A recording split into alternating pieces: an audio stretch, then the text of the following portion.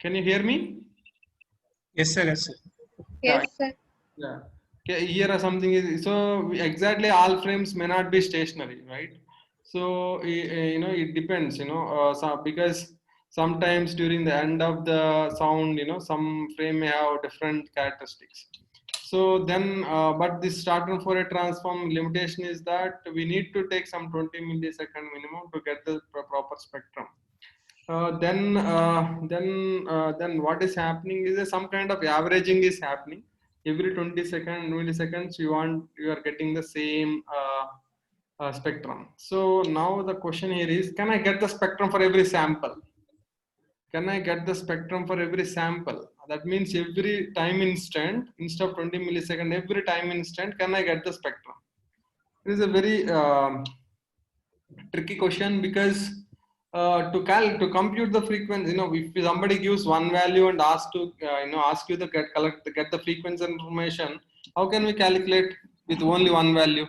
We need some set of values to calculate the frequency information, right? So but the question now here is that can I get a spectrum for each sample? That's where this single frequency filtering has come. Earlier, there is something called zero time windowing is also there, another approach, but right now we are not using much, so I am not discussing that. Other approach is that how to, that every instant I want to know the spectrum, or I want more better spectrum than the short term Fourier transform. That's when this single frequency filtering bank, single frequency filtering bank is introduced. It's a single pole filter. Okay, so this A correspond to different frequencies. So for example, speech will have frequencies from 0 to 4 kilohertz, 0 to 4 kilohertz. What this is done is that, take the speech signal, whatever the length of the speech signal, pass through this single pole filter at each frequency. That means if you have 4 kilohertz frequency, but every frequency, that means every value from 0 to 4 kilohertz, every value you filter the signal. Okay, and then what you get is that every envelope of that filter output gives the what is the frequency. Sorry, what is the if that what that you'll get the filtered output at each frequency. So now you just plot from 0 to 4 kilohertz, you just plot that envelopes. So that will give you the single frequency single frequency spectrum. So for example, you see here there are three signals here. One is that linear chip, and other is called quadratic chip signal, and other one is a convex chip signal, right? Chip signal is actually the chip signal means the signal frequency increases with time. With the linear chip means the frequency of that signal increases with time, right? Increases with time. You can see if you take that chip signal and calculate the spectrogram, it looks like this by using short-term Fourier transform. On the other hand, you can see it is a frequency linearly changing, but you can see that linearity is spreaded, little bit spreaded, because every time we may not get the exact thing. But in single frequency, you can see that that is a little bit reduced, and we get more focused. See, for example, in the time instant, in earlier time instant, you can see that it is around 100, but you can see how continuously it is increasing. You can clearly see in the single frequency filter spectrogram compared to STFT. Okay. Similarly, here also this convex and quadratic and convex envelopes also you can see that this envelope is slightly spreaded, but ideal one is this one. So ideal one we are able to get using something called single frequency filtering. But the issue with the single frequency filtering is that it needs high computation compared to short-term Fourier transform. Short-term Fourier transform every 20 millisecond will compute the spectrum and plot it. But here, every entire signal has to be passed to different filter banks. And considering those many filter banks, computationally expensive. But the advantage is that you will get the better spectrum by using single frequency filtering. Now here our assumption is that instead of extracting capsule features from the short-term Fourier transform spectrum, can we extract the capsule features from the single frequency filtering? Okay, so this is a figure of single frequency filtering only. So now, so the same Mel frequency capsule quotients only we extracted, but here in this, what we have done is that instead of using STFT, we use single frequency filtering, and then we done Mel warping, and this is inspired from other feature extraction like equal loudness, pre-emphasis, and Paula nonlinearity. These blocks we added, and then logarithm and inverse is called Kepstrom. So this is one we proposed in 2019 interspeech, sorry, 2019 ICAS paper, this one. This these features are compared with single frequency, sorry, Mel frequency capsule quotient. So you can see the performance. Somebody also asked that whether these features are good enough to detect MFCC features are good enough to detect the disorder detection. So now this UA speech, this is freely available speech, dysarthric speech is used, UA speech is used. So in that we done two tasks. One is the dysarthric speech detection, and this is the dysarthric speech intelligency assessment system. So intelligent assessment system means class, once detection is done, we have to classify whether it is a medium, low, or high severity. Those accuracies are low because it is difficult to tell whether it is low or mid or high. Human perception is easier, but machine recognizing is difficult. Um, but having said that, our proposed feature shown very almost 10% increase in the performance of assessment. Similarly, we got slight improvement compared to other existing features. This is perception linear prediction features. These are also very popular for speech recognition in the beginning. That Heineck Hermansky, professor from GHU, has introduced this PLP feature during his PhD. So some of his students used to use PLP. But most of the features most of the people use this MFCC, but few people will use PLP. Why we also use PLP is that that non-linearity equalization, and these two blocks we are inspired from we are inspired from that PLP feature extraction, because the way your human ear manages the loudness, etc., those are also incorporated while extracting the features. Because whatever your human ear does, right, this Mel scale also, Mel scale is the one your human artery system follows. What we are trying to do in this process, everything is, you want to make you want to replace human ear with the machine, right?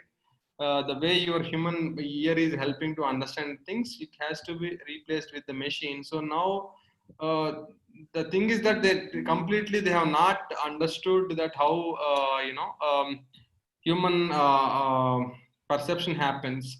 But something they studied that it follows Mel scale. It won't process all frequencies in linearly. It will follow some Mel scale like that. So anyway, why your human ear is processing like that? Why can't we also process features in that Mel scale way rather than linear way? So with that inspiration, they are converting a linear frequency into Mel frequency. So for detection accuracy, detection means whether it is normal or dysarthric speech.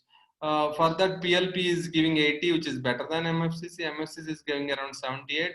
If you modify the MFCC with multi-tapper MFCC, which is giving pretty good 88 percentage, and this constant quotient capsule quotients, if you take, they are giving around 91, and our proposed perception enhanced single frequency capsule quotients has beaten all of them and slightly improved the detection accuracy.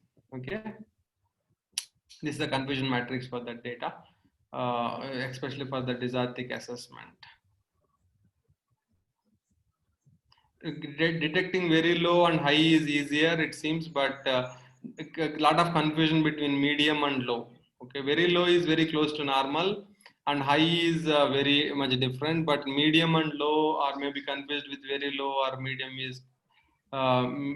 is confused with other classes. Okay. So further, we improved extracting features from analytic phase, which also extract analytic phase features are not new; they are already there. That means instead of extracting features from the if you take the Fourier transform, you will get two things, right? Phase spectrum and magnitude spectrum. Most of the time, we will discard phase spectrum and extract things from modulation, extracting features from magnitude spectrum. But there are studies that along with the magnitude spectrum, you can also use the phase information, especially that analytical phase based features are also useful.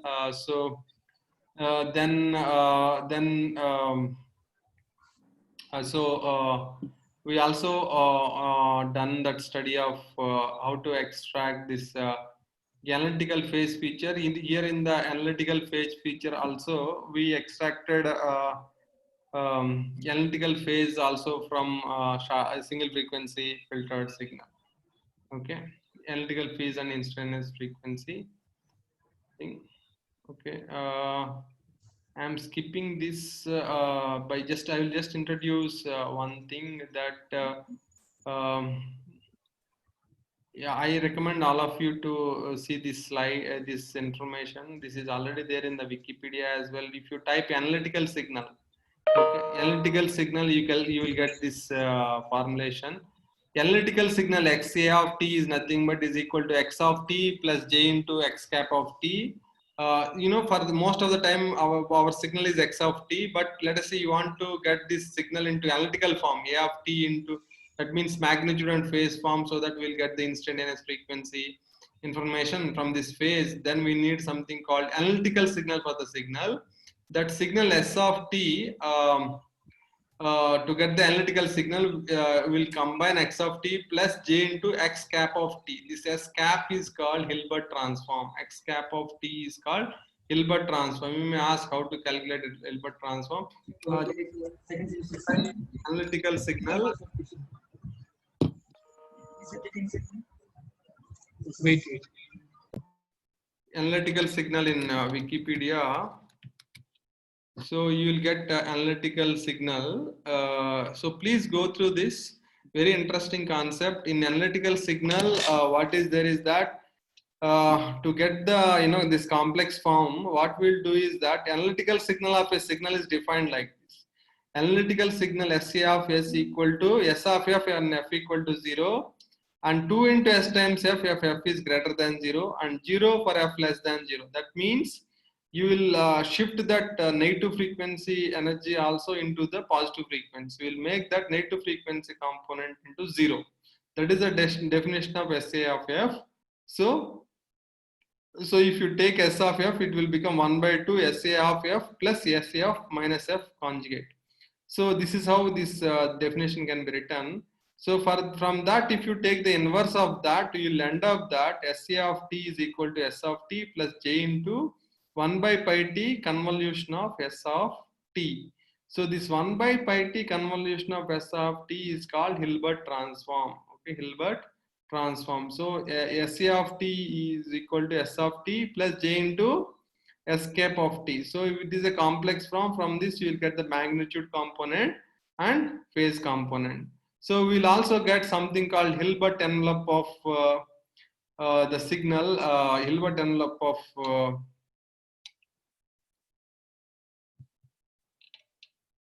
the signal by using this formulation. That is nothing but Hilbert envelope A of t is nothing but x square of t plus x cap square of t. So any signal, if you take Hilbert envelope, it will highlight the signal actually in only one direction, the positive direction. So there are some works on how to use Hilbert transform, etc. And from this analytical signal, this is Hilbert envelope, and this is a phase tan inverse x cap of t by s of t. That means imaginary part by real part. Differentiation of this one gives you the instantaneous frequency. Now what we have done is that we have decomposed the speech signal into different different frequency components using single frequency filter, and for that each signal we calculated instantaneous frequency. Okay, from there we'll calculated phase features, and yeah the single frequency filter based instantaneous phase features, this work accepted, I think, last in no, it is accepted in journal paper, speech communication. So we got it's very significant improvement accuracy in Desartic speech intelligibility assessment actually, compared to other existing features. Yeah, then we extracted very speech specific features and try to improve. Yeah, I want to skip this. And another problem which I want to discuss with you is the detection and assessment of hypernasality in cleft subjects from continuous speech. So this is one of my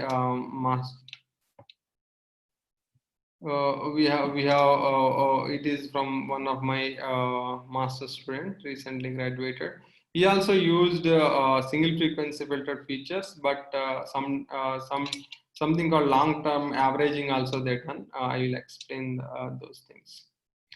So yeah, what is cleft palatal? Cleft palatal is nothing but, normal people will have this kind of nose and mouth structure, but some people will have, some, this these two tracks are combined like this or like this, different levels of things are there, based on, because of that what happens, your air that while producing the speech, while producing the speech, most of the time air will comes from this mouth. Sometimes for nasal sounds only it will come from mouth, but for if these two are coupled or combined, then most of the time every sound will every sound will come from this nose as well. Okay, 1 second, I'm getting urgent call, 1 minute.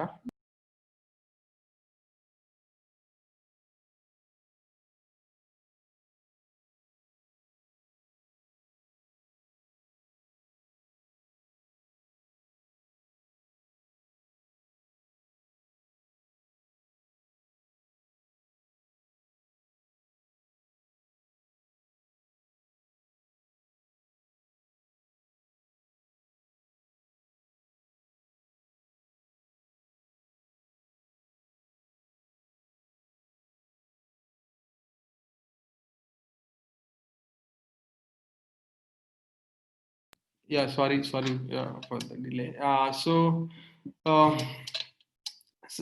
as these two cavities are coupled, yeah, you will feel that if these people speak, we will feel that, they are speaking from their nose. Sometimes even if you are get a lot of cold, sometimes we tend to speak through our nose. Okay, so nasality, that is called hypernasality. So now, based on hypernasality, can we detect different levels of this cleft palatal data we worked upon.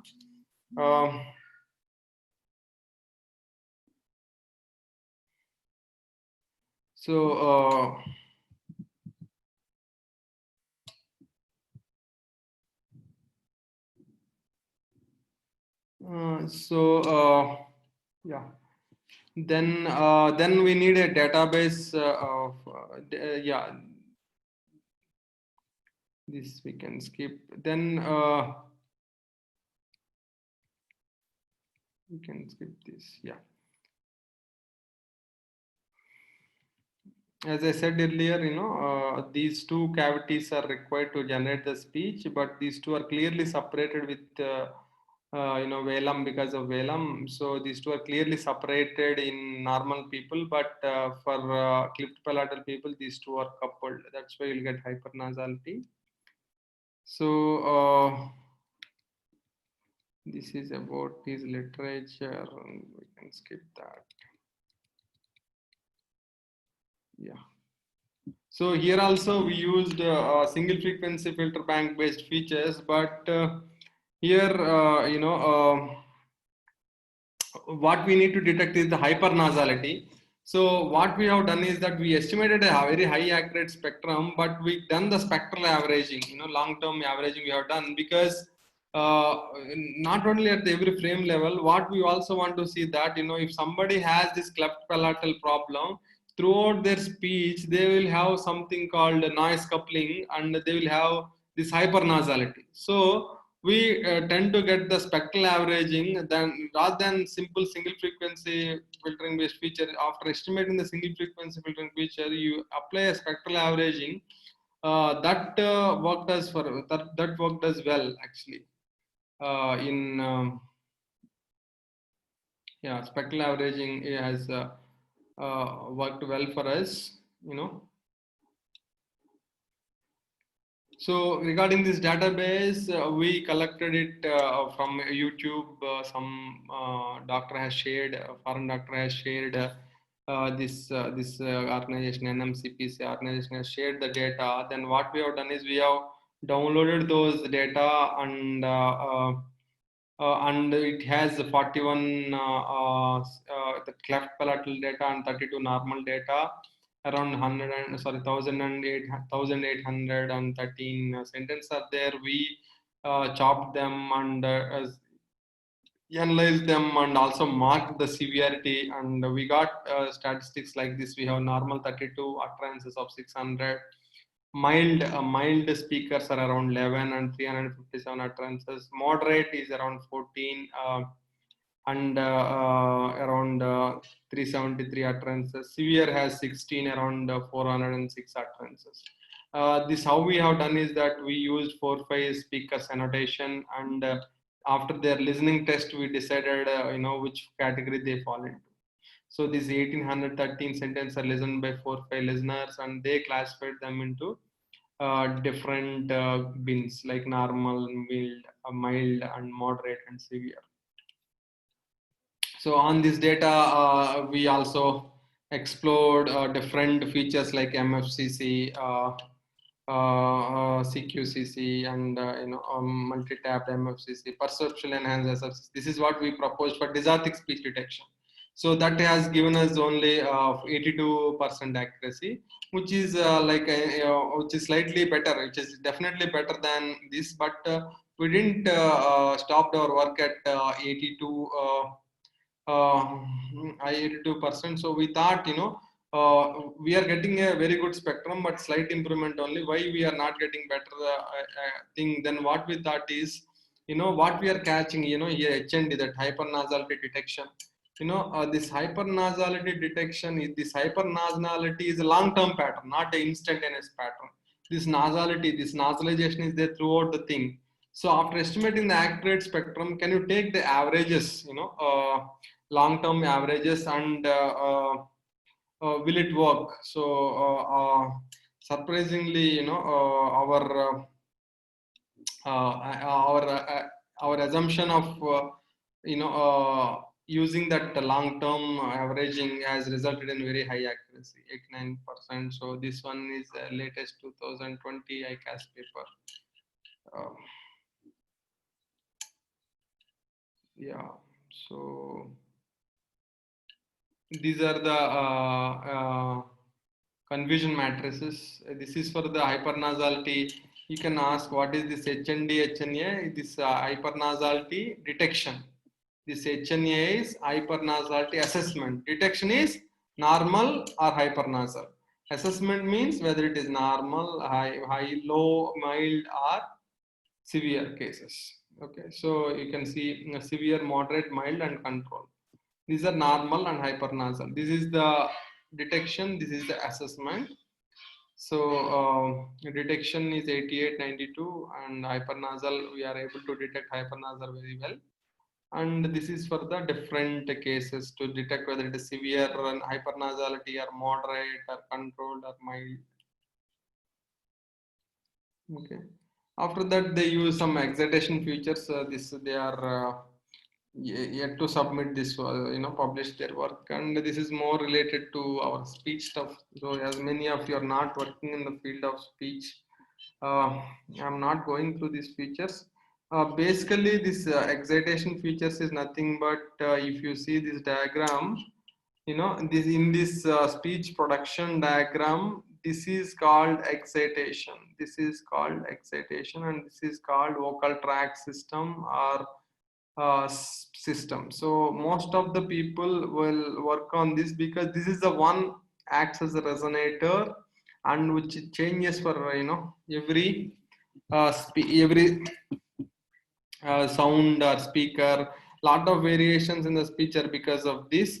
So many people think that this excitation information may not be much useful, so they will focus on this. But having said that, if you extract some information from this also, may give some performance, especially combination of these two will give you a better result.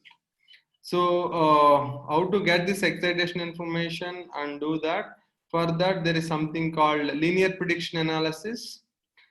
So in that linear prediction analysis, whatever the residual, that linear prediction error is represented using as linear prediction is one which represents your excitation. So we can extract some features, excitation features, by using linear prediction residual. Okay. So if you want to know about linear prediction, yeah, one more thing is that if you want to know the speech basics and want to do something, there is something called speech virtual labs. So we can go to experiments. These will give very small basics about speech. In that, you can go to linear prediction analysis. Okay. So in that, you can go to tutorial to get the, what is this linear prediction, stuff like that. This is not clearly explaining linear prediction. Yeah, these matrix clumsy. 1 second. Yeah, this is linear prediction. So basically, first let me show you the advantage of linear prediction. Then tell me, let me tell you what is LP analysis. So for example, you took this short segment and in wave surfer control spectrum section. So if you take this small thing and get the spectrum, so this is how your FFT spectrum look like. So you can take different segments. Okay. Yeah, for example, you took this here and control spectrum section. So this is the how your FFT spectrum look like. Actually, we are discussing, we also use something called term formant. Formant is nothing but wherever the spectral energy is high, these peaks are called formants. But in FFT, they are like zigzag. So there is something called, in this, you can also plot something called LPC spectrum, and you reduce the order of LPC, like 8 is an famous. So if you put the LPC order 8, so what you get is the smoothed spectrum. So the excitation information is removed and you'll get the vocal track information using LP quotients, and you can see the smooth envelope, and these peaks are nothing but your formant locations. Exactly the peaks what you see here clearly. If you see FFT spectrum, these are zigzagged, they are not very clear. But if you see LPC analysis of order 8, they are very much clear. These formant locations are very much clear. So that is the advantage of using LP analysis. Basically, your LP analysis will help you to separate the vocal track and excitation. Vocal track and excitation. So how it separates is that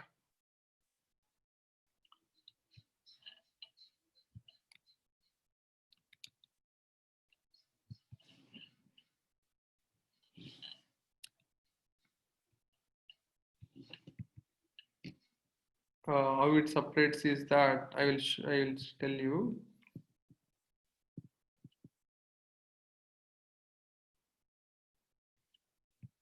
So basically, in speech LP analysis,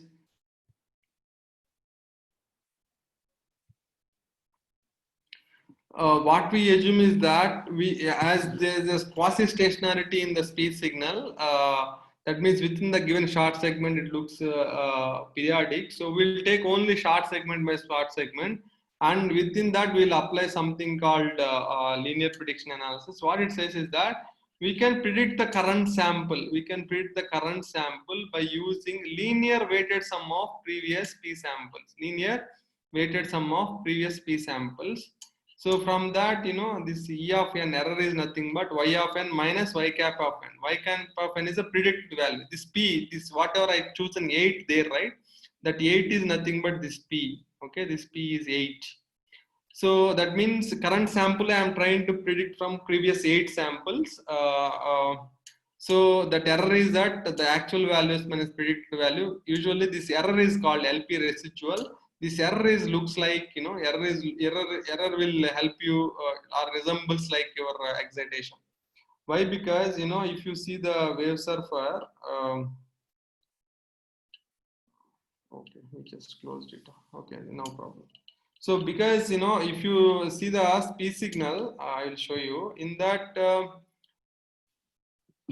will be a periodicity and there will be a peaks. How to show you? 1 second.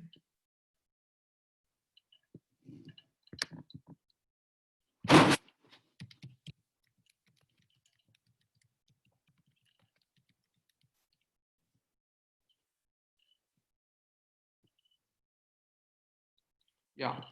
So this virtual labs developed by IIIT is there, and also virtual lab developed by Amrita University also there. They also have speech lab. So there you can see that experiment tutorial. So you can predict the current value by using previous p values. Okay, R is this S of n minus S cap of n, and if you replace S cap of n with that this equation 1, then you will, if you solve it using Z transform, you end up getting this this thing. If you take speech signal and apply this inverse filter, is also called inverse filter 1 plus this one will give you the residual, but actually our speech system is the inverse of this. Residual will give as an input, and if you take exact opposite, that means 1 by 1 plus sigma k equal to 1 to p ak z power minus k, then it will generate the speech. But actually we'll have speech now. From speech we have to calculate the residual, because what we get from the microphone is the speech. But actually what your human auditory system doing is it will take the speech residual, and that means excitation, and use the vocal track, generate the speech. For a vocal track, this is 1 by 1 plus sigma k equal to 1 to p ak z power minus k. That's why vocal track system is called all pole filter. This is called inverse filter. Inverse filter is all zero filter. You can see it's the all zero filter. There is no poles. But actually vocal track system is a all pole filter, because this is an inverse filter to get the residual. Okay, this LP residual is the one, so for example, you take the speech, you take the speech, for example, this signal, this segment of speech, and calculate the LP residual. It looks like this. It looks like this. You can see it looks like wherever there is a significant change in the signal, you will get more error, because you can't predict them. And like this, and like this. So this looks like impulses. If you remember, we mentioned that vocal tract system is excited with uniform impulses or random noise. So you can see that uniform impulses, kind of impulse kind of thing coming up in LP residual. That's why this is the one which help to get the excitation information. So we can also extract some features from this, and more importantly, this LP analysis is very famous for speech coding. Right now your mobiles are also will use the speech coding. Speech coding means in general we need a 64 kbps bitrate to represent the speech, 8 kilohertz sampling rate, and 8 bits quantization, 64 kbps. But our wireless bandwidth is limited. We can't incorporate more. We want to incorporate more number of users. So, and also speech, more importantly, has a lot of redundancy. So we can reduce the bitrate from 64 to, for example, right now people are using 12.2 or depending on the frame they can reduce the bitrate also. The best bitrate maybe around 12.2 they are using, and then at the receiver side they will convert 12.2 to 64. That's why if you observe, some of your friends calling from unknown number, you may not recognize their speech immediately, because their speech is not their actual speech. It is coded and decoded back speech. Because of that, your speaker cat slightly reduces, because if it's very known speaker of you, you will recognize, but slightly, and if they are calling from unknown number, they will try to confuse their voice because of the speech coding. For that speech coding, this LP analysis is also very important. What they will do is that they will preserve the linear prediction coefficients, and they try to reduce the bits for the excitation. This residual, whatever is there, S of n equal to this E of n equal S of n minus S cap of n. This E of n, if I have E of n and this AK values, I can get back exactly the speech signal, right? So, but they destroy this E of n because this may be error. So they will reduce the number of bits and approximate it and preserve the AK values. So that approximated excitation and AK values will be used to get back your speech. That's why there will be a slight distortion you can observe while talking to your mobiles, etc. Right? So yeah, I can go and discuss much things about speech, but it may be, yeah, as not many of you are working on speech, I like to stop here, and I do have another some 10-15 minutes of interesting discussion, which maybe people may be interested. So before going there, do you have any questions?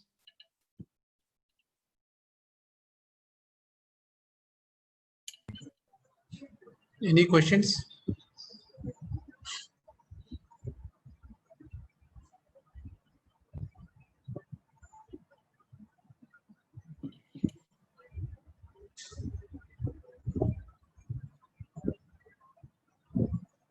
Continue, sir. No questions. That means nobody listening, or No, not like that, sir.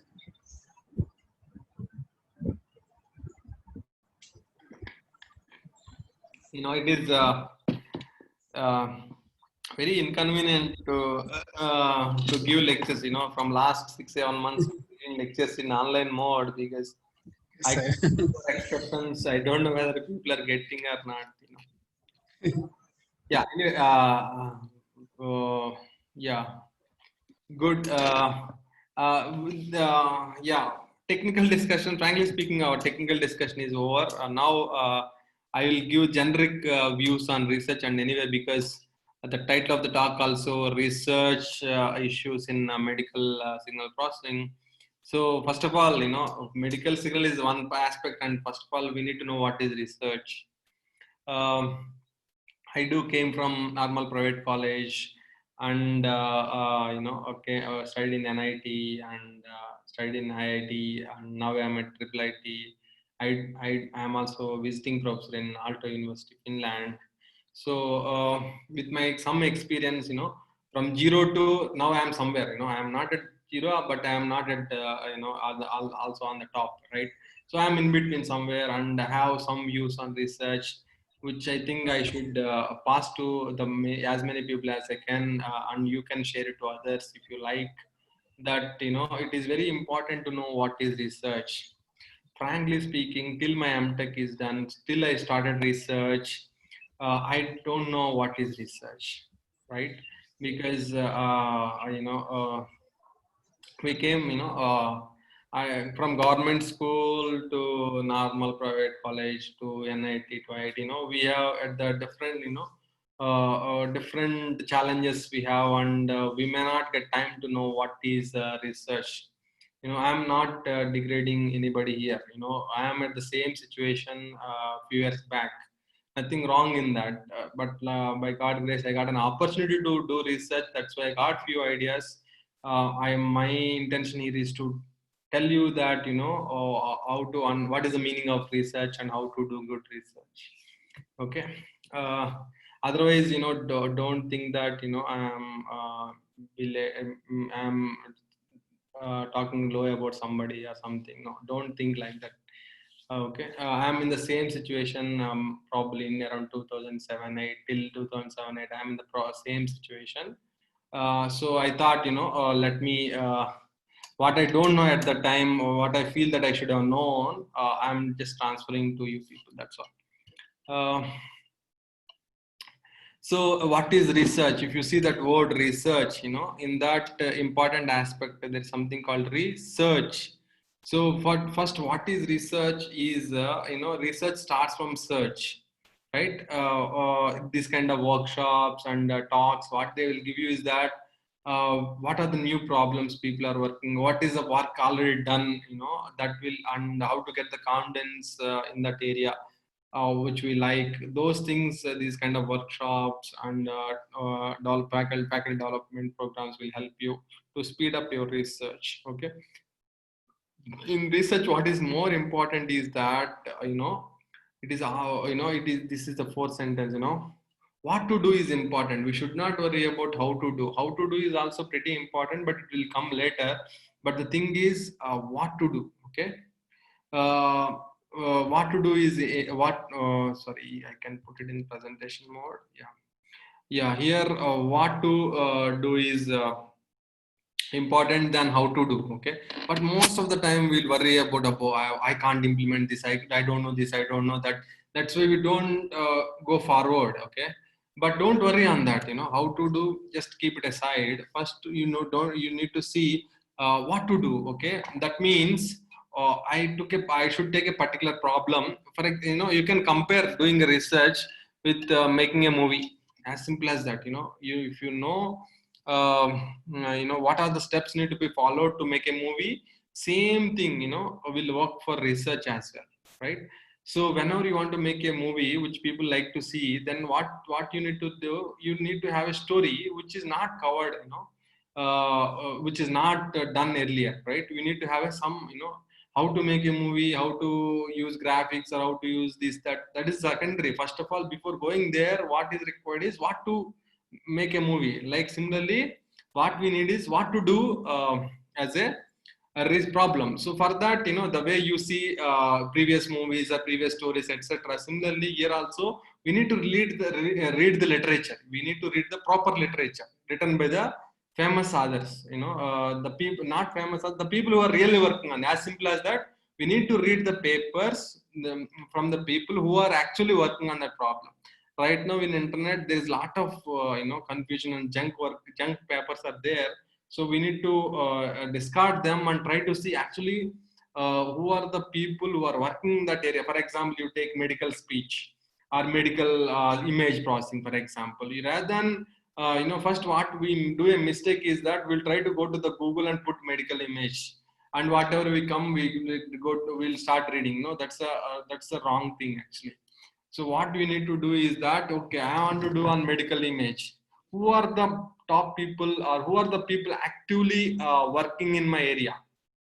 Okay. For example, you want to make a movie, or you will definitely want to make a good director. You will see who are the famous directors right now in that moment, and see their movies. From that you may learn. Also, you can become the assistant director for them and try to learn from them. Similarly here, first you need to rather than randomly typing in YouTube Telugu movies, you will get all sort of movies, right? Similarly, uh, in whenever you are selected the topic, I am interested in medical image processing, for example. First you need to search and find out is who are the people who are actively working earlier and also currently who are actively working in that area. You should know them. Okay, whenever they are delivering a talk, or whenever you get an opportunity to meet them, go their labs, or meet them, meet their scholars, and try to see what sort of work right now they are doing. Read their papers. We should read their papers first, because they are the people who are actually working. We don't have a guarantee that other papers, other people, they are really working or writing something, right? So we should know first in India, maybe in IITs or triple IITs or NITs, who are the people actively working in that area. And then you also slowly need to see across the world, Europe, US, and few other labs, who are the people actively working in my area, and what databases they are working. Are they making it available freely, or can I collect that similar data at my place? and what works they are doing currently, where trend is going on. You spend maybe an year or two on that. Okay, don't worry about implementation part. Don't try to implement also. First, try to spend your time to understand where the problem is going on. What are the actually problem? You may ask what is the problem to work on. If you go to some director and new director goes to old director and asks, sir, tell me the story, I will make a movie. What that old director also can tell, right? So similarly, problem has to evolve. Problem has to be through discussion. So that's why it takes one to 2 years in the initial time that to find out what to do. Okay, so you can first you understand the problem well, then you can see that if similar problem is there in other domains, what sort of solution they are giving, or can I this is a solution given by these people, can I give a better solution, better approach? So we need to focus more on problem understanding, and then in and around that problem, let us say my problem is classification of something. So on classification, you can see what are the better approaches, what people are applying. Can I use that approach here? Or on my problem itself, can I come up with a better approach, what people have not yet tried? If you find one or two few directions in that, then you are in a good position to continue your research in that direction and generate your results. Always compare your results with other results, state of the art results, and if your hypothesis is strong, okay, your hypothesis is strong, then if you don't get the good result, also fine. If your result is not able to beat the old result, that is also fine, but provided your hypothesis is new and exciting. Okay, so it is very important to find out that directions, what I need to what we need to implement for our research, right? And if you see, always remember this sentence. When I joined for my PhD at IIT Kharagpur, that summer 2009 summer, one old alumni of our IIT Kharagpur, he's a Persian, settled abroad, but every summer or most of the summers he come and spend time with IIT Kharagpur. He gave a talk on that ultimate job in the world is research faculty. Why? Because we will try to work on the problems where productization maybe happen after 10 years or 15 years, like that. We don't worry about productization. We'll try to come up with the new ideas. Okay, that's where when our industry is stuck, why all people are running after AI. There is a saturation in software field. They have to move upon. Then this AI is maybe new to the industry, but not to the academia. AI is applied in our research from long. Similarly, wireless communication is developed in the lab, not in companies, research labs. So that's why a research faculty job is the ultimate job in the world. Okay, keep that in mind. Okay, if you do really good research, then you are the best job you are doing in the world. Okay, whenever you are choosing a research topic, you should make sure that problem should be latest and unsolved one. Latest or old unsolved means there should be some challenges already. If your accuracies are around 90-95% of accuracies already people are reporting, then there is no point in spending our energy and improving their accuracy. Okay, already accuracy levels are very high, so we need to find new and challenging problems, and we need to have a proper database, a standard database we need to have for the key research. So if it is not available freely, you have to spend time and collect the data. Okay, so we should also explore to collect the data, and yeah, rather than sir, neural network, people are telling, can I apply neural network on my problem? You should not think like that. We need to know the our problem depth, as well as what is the advantage of the tools. Like neural network is just tool. What this tool advantages. Similarly, what my problem demands. If these two matches, why not? You can apply. Okay, then if you know why you are applying this technique on this problem, then you can write the paper, right? Whenever this problem demands this approach, and this approach nobody used, so I'm trying this and trying to compare the result with the existing approach. Okay, Okay, research, as I said earlier, research should always try to create a new knowledge or new hypothesis, and it need not result positive, improved results, fine, but it should create a new knowledge. Okay, and we also can think of how our research should be useful for our society. So we can also try to see problems around us, and also can frame the problem around us. So we also we are working on English speech systems, but we also trying to put a lot of our energy on Indian context as well.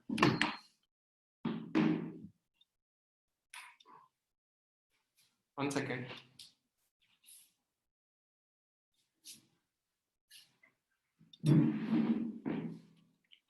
One minute.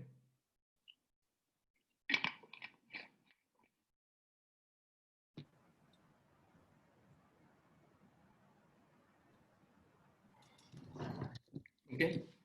So so this I can skip that how we yeah. So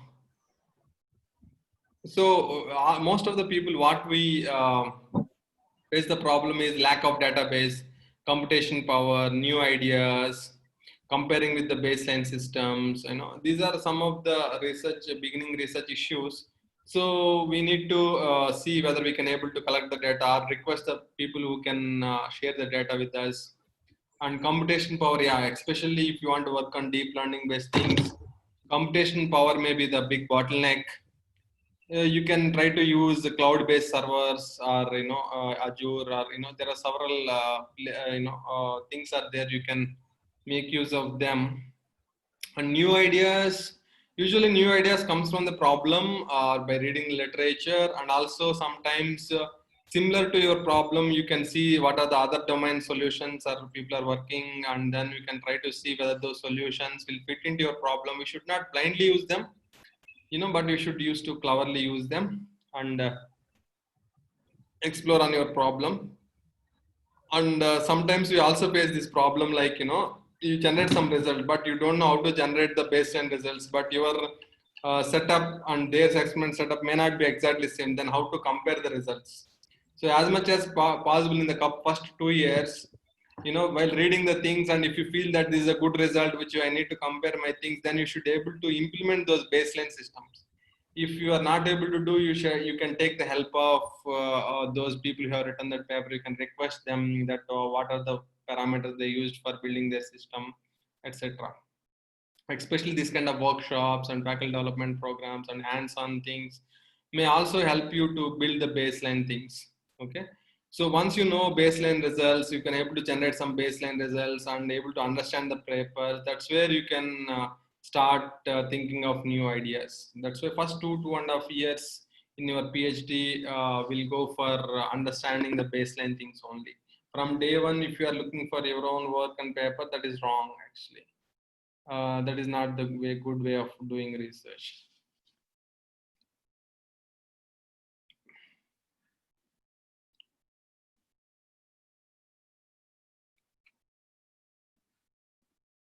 Yeah, so some of the tips is that if you are working on a freely available database, please check once that what are all sort of works published and what is the best result on that.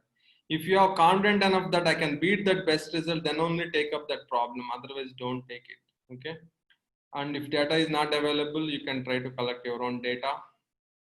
As I said earlier, you should identify on your problem area what are the good labs across the world who are driving that problem. People, our own community, we belong to speech community, so in research also, different signal processing is a ocean. So in that, ours is signal processing community.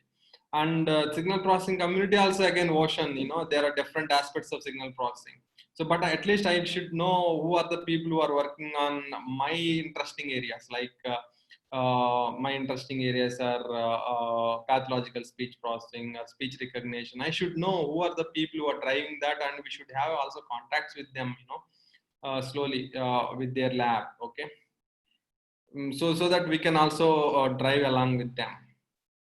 And those people, importantly, those people once in a while they will write the review papers so that how that area has evolved over the years. So if you read that, you will get a very good idea about that problem. Okay.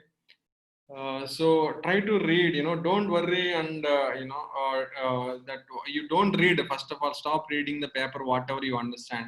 That is not the way to go.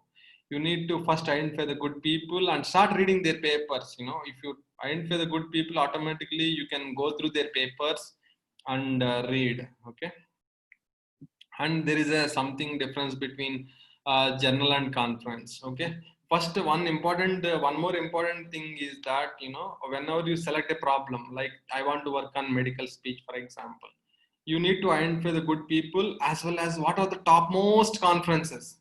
I'm stressing here, topmost conferences. Don't even go for journal. Journal, hold on. Go to topmost conference. That means CDPR, for example, you take an image processing, or one or two conference only will be there. Any area across the world, topmost conference maybe 2, 3, not more than that, maybe 4. In speech, if you take, in speech there are 2 topmost conferences, that is interspeech and ICASP.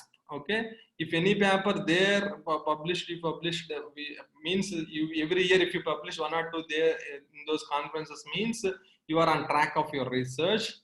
And more importantly, if you want to start your research, you should take last 2 years of interspeech and ICAS proceedings. Nothing else. Don't read any other thing. If you want to work on speech, take last 2 years in 2020, 19 interspeech and ICAS proceedings. That means it will have around roughly 1,000 papers by combining those two. In those 1,000 papers also, you narrow down to your own domain. Maybe some 40, 30 papers will be there on your area, written by topmost people in your area. From that, you will know who are the top people. At the same time, you also know, more importantly, what are the problems these people are working on. Okay, 2 things are clear, easy. One thing is, who are the top people working in my interesting area, and second thing is what they are working right now. Okay, that means why I am stressing on conference. That means their latest works. Journal usually will take 1 year to get published, so it's slightly old work. And similarly, most of these good labs, what they will do is, first preliminary idea they will put it in the conference. That idea itself they will extend and put it in the journal. So mostly if you go through the conference, then you will get the understand the new ideas, right? So from today I'm starting the research. Last 2 years topmost conference proceedings I should catch up, and then from there you can go through their references and see the next year conference papers, like that. You can understand the ball game by that. Okay. And you may ask, sir, how to get the conference? I don't have access to IEEE, ACM, these things. You need to get the membership. I think student membership won't cost you few thousand rupees. With that, I think you can able to download the topmost conference proceedings of your area. Okay, or you can go through any premier institute, go there and get the download the proceedings, write the DVD, or go with the pen drive, download all the papers and come back. Okay, or there is another thing called Sci-Hub is there. Sci-Hub, I should not recommend that, but is a one way you can download any paper from anywhere. That Sci-Hub, you just put in the Google Sci-Hub, you will get that link. Otherwise, you go to some institute and download and come back. And next thing is that, these are the why I'm telling about Tier 1 conferences. Tier 1 conferences will give you an idea that, it's not also, I can agree that it's not easy to publish your paper from wherever you are there to topmost. It may be a long way to go. But you can get the what people are working, then you can start reading maybe 1 or 2 years, then you may get ideas. You can try to attempt those conferences, or next level also maybe 1 or 2 maybe there. In India maybe 1 or 2, and in abroad also 1 or 2 maybe there. You can try there, and based on the feedback you can improve and put it there, or put it to topmost also. And then if any, always remember that if any paper in reasonably good conference conducted by premier institutes, or in other previous places, if a conference accepted, then try to extend that idea in a more elaborate form and put it to the journal. Here, one important thing I am telling, conferences, yes, will pay the money for the conference, because the purpose of conference is that you will go and meet.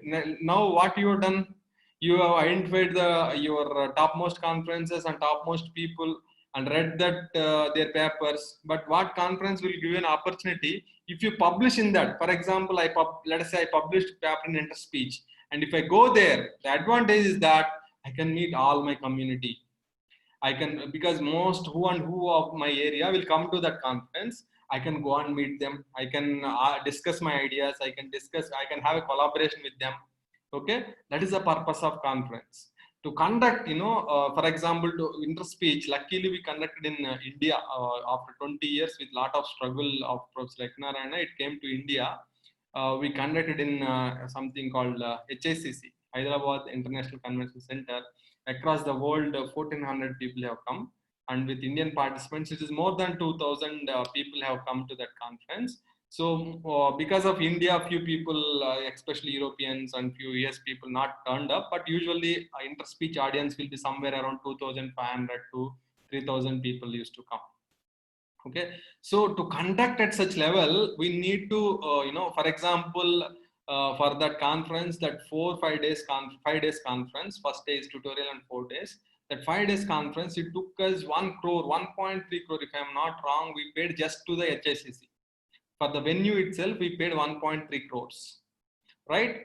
And other arrangements, and more importantly, all the registration fee came around only 2 crores. Total conference cost is around 5 crores. Other money came from sponsorship, right? Microsoft, Google, and all these people who are working in our areas have sponsored. I'm talking about tier 1, most of the tier 1 conferences of this range. To pull all the great people across the world and bring them into the conference and making the arrangements will take the cost. Okay. So for that's why registration fee is huge, around 50,000. But in dollars and euros, it may be some 800, 700 only. For them, it is okay. But for Indian rupees, it is huge amount, 50,000. But still, we are paying because not from our pocket to our projects or funding from institute, because we want to go and meet the top people. It may happen in India or any other country. We can go and attend and meet them. Okay, that's why we need to pay money to the conference. Similarly, if they are arranging at the smaller scale, reasonably good conference organized by IIT or IISc, they also will charge you some 10,000 rupees, because they need to bring some speakers from abroad and IITs and conduct in the good venue, etc. It costs something. That's why you need to pay fee. Okay, there ends the matter. You should not pay money for the journals. I am very upset and got sometimes angry also. Why, lot of our colleagues knowingly or unknowingly paying money for journal. What they are giving the thing, I am paying the conference because if I go there, I can go and meet good people. I can meet them, I can listen to them, I can discuss with them. That's why I'm paying, right? Why I have to pay to the journal? They are taking my work and just putting that in online, nothing else. All top journals of IEEE, Elsevier, Springer, what they will do, they will take your work, reviewed by the peer people in that area, and give you comments. They ask you to address, and review process is free of cost, and your work you are giving them free, and you are reviewing everything, and you are taking a lot of time to publish. Then why we need to give money to the journal paper? So please, you remember, and please pass this information. Don't pay even 1 rupee for the journal papers. Lot of free journals are there. I agree that they are difficult to get, but remember, if you get one journal paper, IIT and IIIT, IISc, all top institute across the world, if you get one good journal paper, you are eligible for PhD. 1 or 2 conference or 2, 3 conference, and one good journal in top forum of your area, you are eligible for PhD. You don't need 5, 10. If you have one journal accepted, another journal may be in the review stage, also enough. I need not, if you are good researcher, like morning I discussed about Krishna, he published 3, 1 IEEE and 2 Elsevier journals. Is a top thing. But for all of them, it may not be possible, because one good journal is the process of getting working for an year and a half. Once work is done, it takes an year to publish, because it has to go to reviewers, reviewer has to give review and revise and resubmit and finally accept. Everything will take an year time. Okay. That's why reasonable expectation of many good organizations is one top journal and another one in the review stage also fine. It may slowly get accepted. Okay. So that is the value of journal. But this Scopus index, this index, that index, the journal, they are and this NBA accreditation, these read papers, because of this trap, unnecessarily we are losing our money and we are paying it to the useless people. Okay. 1 second. 1 second. I am getting a call.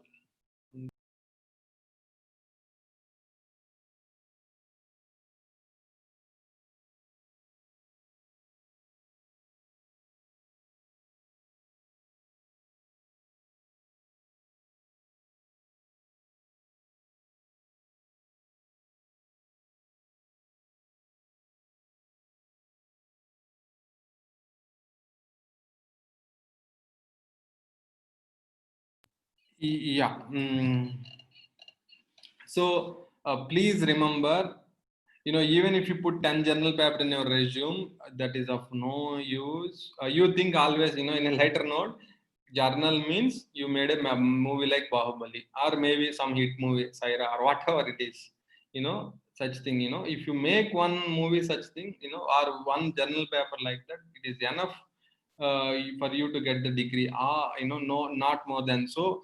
Quality research will take its own time. That's why please remember. And my biggest worry is now I think by now that how difficult to earn money because of COVID. Also, I know that many of your faculty, private college institute, they are not getting money from the managements, because managements are also affected because of admissions or government or something. So don't waste your hard-earned money for the unnecessary. And in fact, not only unnecessary, it is creating bad name to our country. If you publish not proper work in journals, young journals, they will somehow come to online, and they will mess up the things. And also, in fact, you are paying money and getting the negative value. Okay, you may ask, sir, why NBA is asking, what this is asking. There is also suggestions at their level, but things are taking a lot of slow time. But suddenly time will come that demonetization of papers will happen very soon. Okay, the way demonetization happened in the currency, demonetization will happen on the papers which are of no use. Okay, where you have not put the effort, or where they are really not worth enough, those all papers will go into waste. In fact, you can't even keep them in your resume. Right now, you may put them in the resume. So if somebody is putting in the resume 10 journals, you don't have any journal, don't feel bad. You feel proud of yourself and keep an aim. Yes, I should publish one day, but in the right forum. Okay, please understand here, I'm not belittling or insulting or something to the people who have some journal papers or something. I'm not doing, because it is lack of your understanding. I also in the similar situation in 2006-7, I think, that time. Okay, so because we don't know the larger picture, we'll do at that context what is the thing. And some in the department somebody is doing, why can't I? Like, this is how it goes. But please don't waste your money for junk journals. Okay, even conferences, if they're reasonably good conferences, then only you pay the money and go there. Especially for the conference, if you are paying the money, please go there. Go there and get the contacts. Level of you go to first some premier institute to IIT, IISc, and then aim to go to abroad as well in your area over the years, and try to meet as many people as you can in your area. Okay, and more importantly here, one thing is that real research or good research will happen only after 20 years of, at least minimum 15 to 20 years of working on that problem. Whatever right now we'll do is the incremental work. Somebody done something, we want to improve with some small minor changes and try to compare. That's what will happen in the first 4-5 years. Slowly, if you continue the area with your scholars, etc. So then only, you start contributing to the area, right? And definitely different contacts and different problems working will really make you a real researcher. You'll get a doctorate. You are, I think, PhD is only licensed to do research, not the end of research. Okay, you know how to identify a problem, and also know how to how to give a solution, and also how to write a paper and show to the community about your solution. If you know these steps, then you'll get the doctorate, and that means how to do research. Then you should continue with your scholars and your own individual research or your scholars, and continue like that in that domain. Then slowly, you will become the expert of that domain. Okay, it's a different ball game, but please understand. And also, even if you get a good journal paper in IEEE or Elsevier, where the top forums of your area, it really gives extremely good feeling actually. But it may take years together time to get there. But if you get there, the happiness and the recognition what you get is enormous. Okay.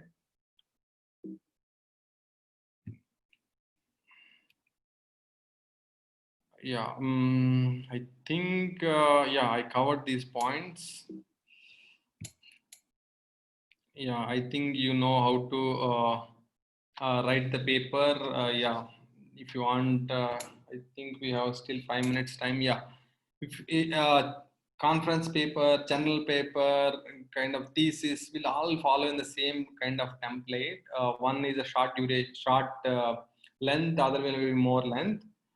Basically, in thesis, in paper, what we need to write is abstract, introduction, and what are the base. Is there any baseline approaches used for comparing your results or used for your proposed approach? You will mention it here.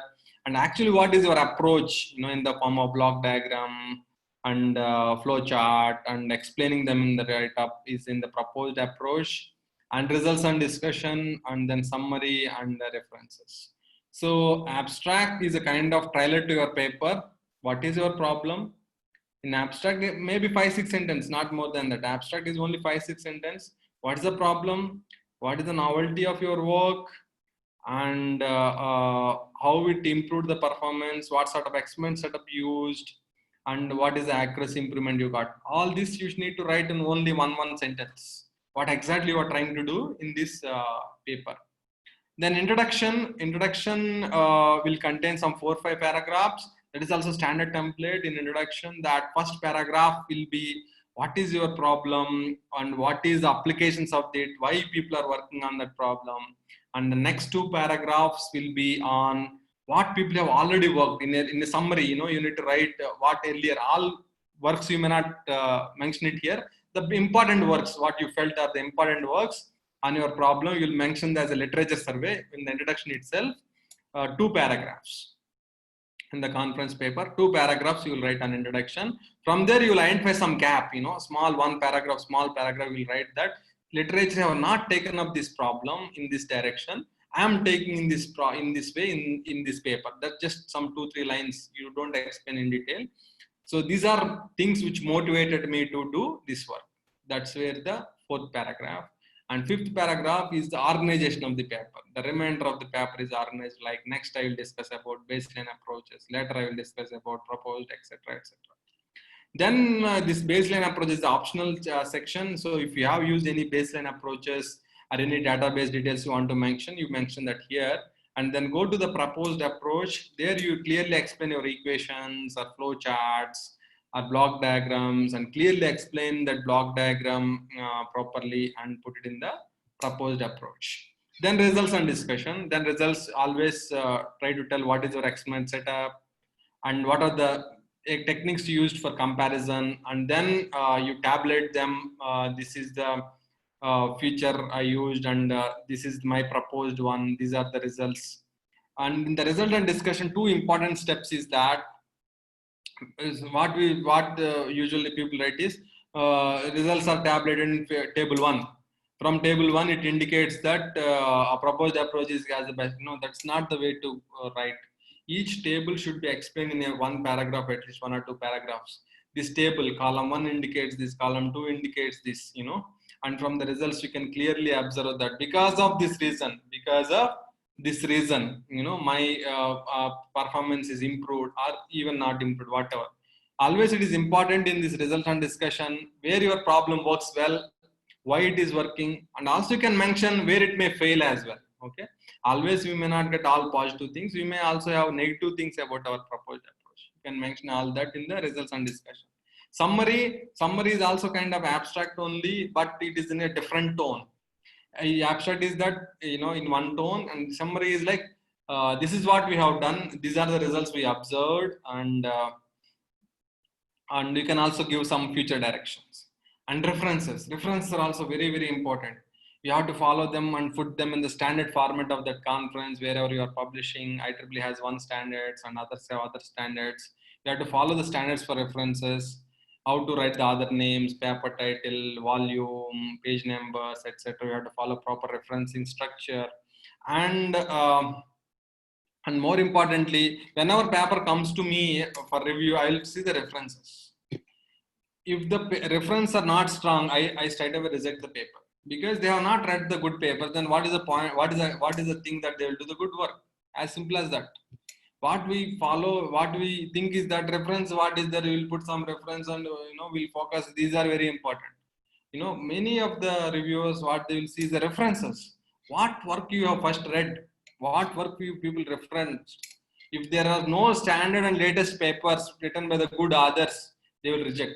And what also more importantly, what happens is that whenever you are trying for a topmost conference or good conferences on a particular problem, it will go mostly to the people who are working on that area.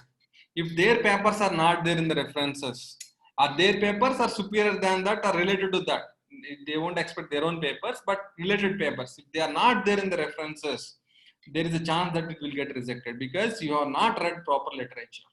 That's why it is very important to know what should I put as a references. Okay, whether I have that's why it is very important to know who are the people working in my area, what sort of work they are working, and reading them and referring them. That is very, very important. References should be of high quality. Then only you will get high quality paper. Okay, so these are the important steps you take for writing a good conference paper. Once this is accepted, you will extend that for the journal. That journal will go as a thesis like that. So ideally, if you for PhD thesis, you need 3 chapters. 3 chapters in the sense 3 contributed chapters after introduction and literature. What I usually suggest to my PhD students is that each chapter should contain 1 conference and 1 journal. Okay, that means if your 3 conferences are accepted and your first conference work extension accepted in the journal, then you can start writing the thesis. Other 2 journals for the other chapters may slowly get accepted, maybe after the thesis also, no problem. All need not accept during the PhD itself. Maybe you can continue, and even after your PhD in a year or so, they may get accepted. So your 3 conferences and first journal paper is accepted in good forums, then you can start writing your thesis. That itself will take you around 3.5 to 4 years, right? So that's how we'll plan. So wherever you have a possibility, try to please do good work, good research. I do accept that good research will take a lot of your time and effort and the patience. PhD, patience, hard work, and dedication. Right? The biggest important thing is patience. We need to have a lot of patience. Reworking and redoing, and until you get the best result. And waiting for the result, sometimes we may get rejected. Still, we have to should not lose motivation and retrying. And these are the few steps we need to follow, right, as to good research, because ultimate job in the world is research faculty. If you are really doing a good research, so doing the ultimate job in the world is not easy, right? Okay. So with that, I'm closing my session. Maybe I might have bored you from last 15-20 minutes. This is my views. If you already know, well, if you want to, if this has helped you, you please pass it to other fellow researchers also. Please don't waste your money for um, journal papers which are often, or any paper, even conference paper, which are of not worth. Yeah, Thank you, sir. Any doubts?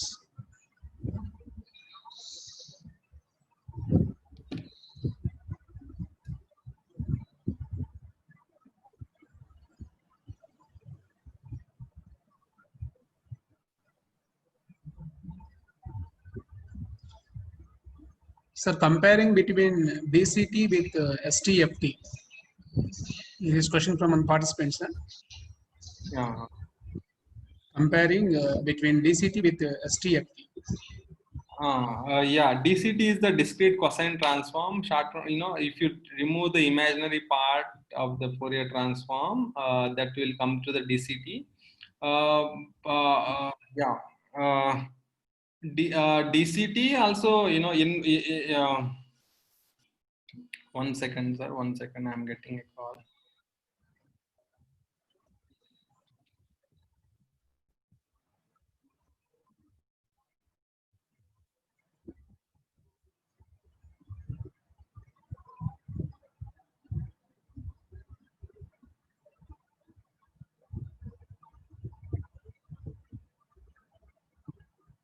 Is also kind of Fourier transform only. So we don't use the imaginary part. This MFCC is the last. This inverse Fourier transform of logarithm of spectrum is called Capstone, right? Instead of inverse Fourier transform, actually they use DCT because they don't want imaginary quotients. They will take DCT for getting the MFCC quotient. Sir, one more question, sir. Yeah. How is DCT linked with MFCC with respect to speech? Yeah, I already answered. We can use the inverse. You can replace inverse Fourier transform in the extraction of MFCC with DCT. That's what we will do. Yeah. Yes, sir.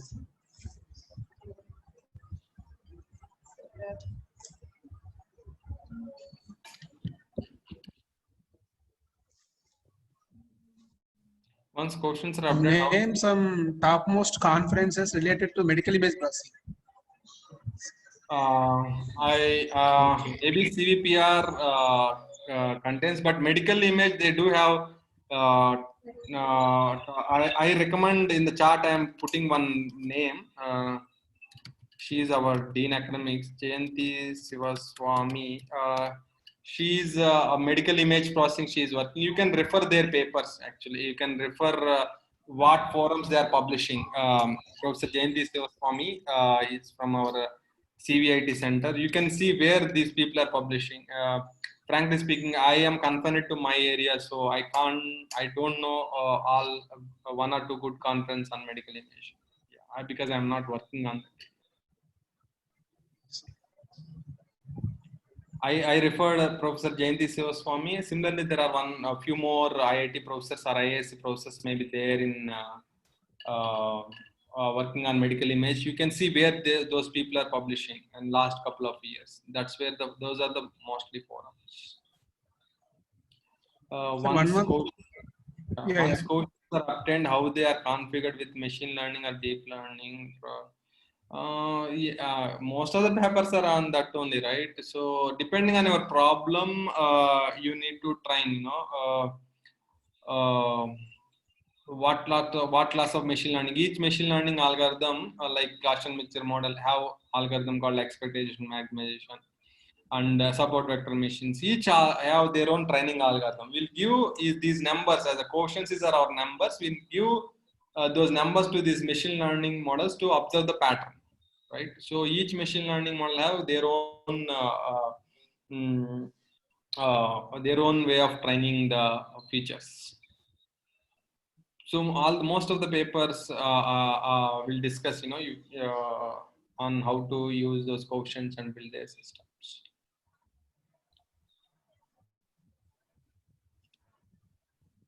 Any questions? Sir, one more question, sir. Right now, people are working on. Yeah, I agree. I completely agree that speech enhancement is a kind of saturated problem. We can still work on that problem, but giving a solution is not easy. Right now, they are working on hardware efficient speech enhancement algorithms, that how effectively we can do this enhancement with small hardware.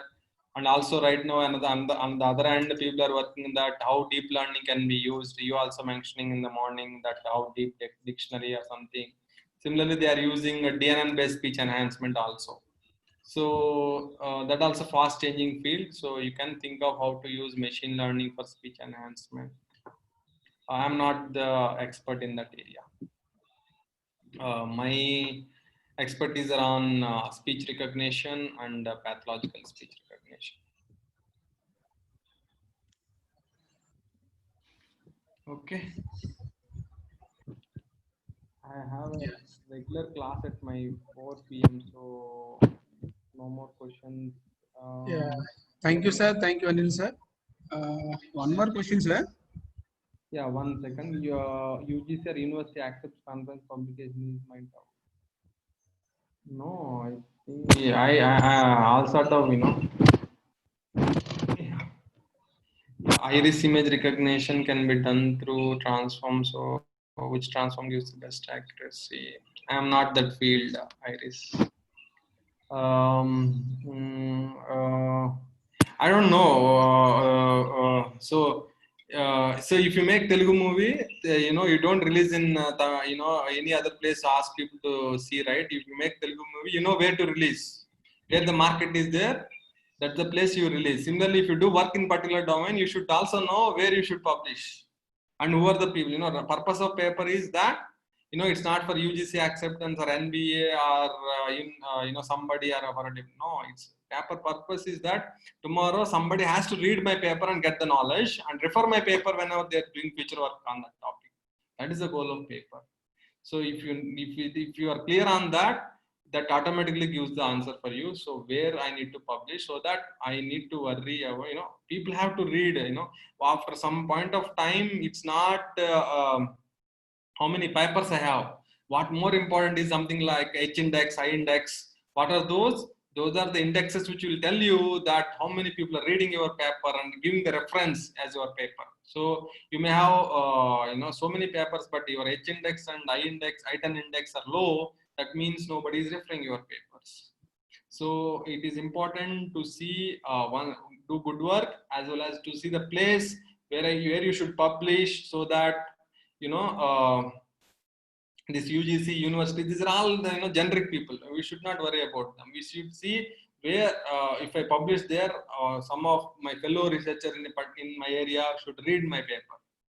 Okay, that should be our target. How hardware implementation like FPGA can be implement speech processing based application? Yes, Chintan Patel, Mr. Chintan Patel. Yes, right now lot of works are now happening on how efficiently we can implement our algorithms on FPGA. Hardware minimization without much losing the accuracy of algorithm. Can we compress the algorithm into and put in the hardware, and also a lot of work now happening on that ASR. ASR also now a lot of deep learning approaches that they are using. So your network is very deep enough that how can I compress the network nodes and put on hardware? Maybe I may lose some accuracy 1 or 2%, but let us say I'm reducing the hardware implementation by 60% or 50%. Then it's a huge advantage. So a lot of works right now also happening in that domain, but I'm not at working on the domain. But I'm seeing a lot of papers right now that hardware implementation of deep learning algorithms and signal processing algorithms, especially deep learning porting on hardware, people are working on. If you are interested, please refer those papers. Right? Yeah. Okay. Thank you, sir. Thank you very much for your wonderful talk and Thank especially you for giving the opportunity. the importance of research. Uh, your talk on research and publications, conferences. So it is very informative, sir, actually. But we are trying to get publications only. We are not concentrating on papers or conferences, etc. So definitely we'll follow your instructions, sir. Thank you. Thank you very much once again, sir. Thank you so much. Thank you, sir. Yes, sir. Bye. Bye, sir.